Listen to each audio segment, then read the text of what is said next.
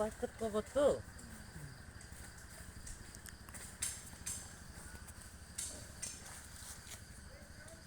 কবরটা এত বড় কবর লাগে না, বুঝেছো?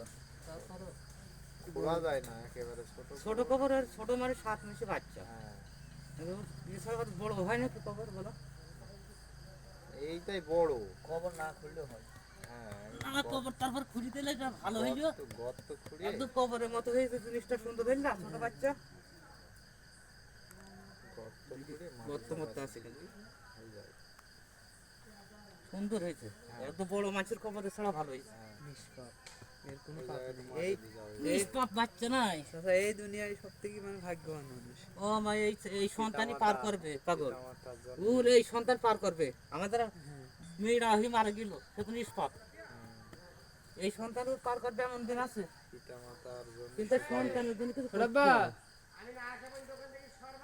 হ্যাঁ, আচ্ছা আমি আসি এই সন্তানের জন্য কিছু করতে হবে, বুঝছো? সুপারিশ করবে। এই সন্তানের জন্য কিছু করতে হবে, মরে গেছে বলে এই জন্য দান করে করতে হবে, বুঝছো? এর জন্য দোয়া করতে হবে। আমরা তো সন্তান মরে গেলে দোয়া করি না, দান খয়রাত করি না বাবা। এই যে আমার ভাইয়ের একটা ছেলে হয়ে মরে গেল, তাহলে এই ছেলে কোনে কি কান্না। তাও তো আমার ভাই ছেলের এরকম আমি এই কবরটা করছি, আমার মনটার মধ্যে আছে আমি কি করে থাকবো এর মধ্যে, এর মধ্যে কি করে থাকবো?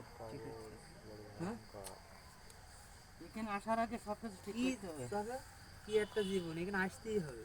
এখানে আসাই লাগবে। সে যত জমিদারি হোক, যত বাহাদুরি হোক, আসতেই হবে তার। আসতে হবে না, সবারই আসতে হবে, সাদা কাপড় পরতে হবে। এখানে আসতেই হবে, আমাদের 3 টুকরা, মহিলাদের 5 টুকরা। ফিরিতে যেতেই হবে। হুম, ঠিক আছে, সব কোনো করতে নেই। মাটি ভালো আমাদের গরুস্থানে। বিশাল মাটি, ডেইলি ওয়াশ। ওইভাবে বসেছে না, খুব সমস্যা আছে। ও কোদাইল